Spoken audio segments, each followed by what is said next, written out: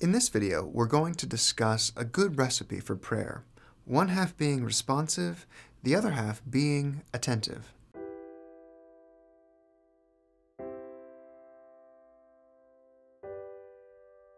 How do we hear God's voice in our lives? How do we hear His voice in the still small breeze that doesn't merely follow after the tempests of this world, but dwells in the quietude when all the world's din has calmed? To hear God's voice sometimes means being silent and still, such as those times when we go into our rooms, or when we go on a walk, or just sitting in an empty church. Alternatively, to hear God's voice sometimes means being active and participative, such as attending a praiseworthy church service, or going on a mission trip, or perhaps it means just singing at the top of our voices a song that praises God. But to hear God's voice, we might also consider entering into a sincere and truthful conversation with someone else, as we discussed in a previous video. In that video, we discussed how we can turn an ordinary conversation with someone else into an extraordinary prayer with God. A conversation is essentially a recipe of two ingredients, one half responding in love, the other half being attentive in love, both conversing with the power of love. In other words, hearing and listening, and then responding. Between the lines of a loving conversation is the sanctuary where God often speaks intimately with us. It is at those times when we have the opportunity to hear God say to us, "I'm concerned for you. I'm caring for you. I love you."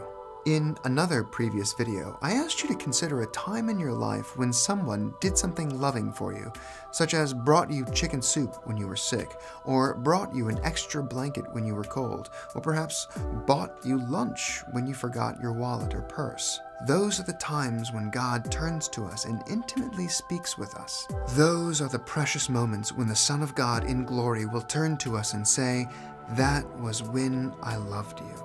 Think of the last time you were in a conversation with a spouse, a child, a parent, a friend, a coworker.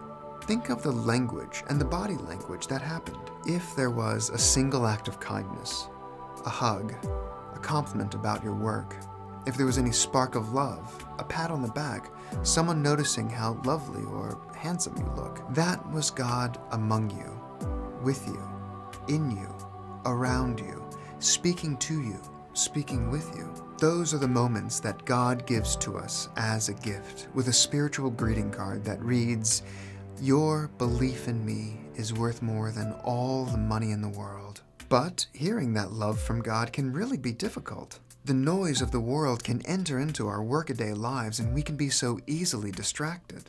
Mobile phones, for instance. We have given them complete permission to interrupt us pretty much whenever they want. When some of us were children, perhaps we had the bad habit of interrupting a conversation. We really didn't know any better until we were taught otherwise. A mobile phone can't be taught otherwise, no matter how smart it may be. With such devices, we must discipline ourselves. We must have the courage to shut all devices off so that we might hear the voice of God, who might not be trumpeting from the heavens, "You are my beloved child." On the contrary, when someone with whom we are conversing says something nice to us, if all devices are shut off and if we are attentive, we might just hear the voice of God in the still small voice saying to us in the gentlest whisper, "I love you." With the same divine subtlety that God uses to clothe the lilies of the fields, He also speaks with us on a deeply personal level. It's so deep, so personal that we might not be aware of His voice. And if we do not hear God's voice, how can we respond to it? We can only speak with God what we hear from God, in the same way that the only begotten Son spoke what He heard from our Heavenly Father.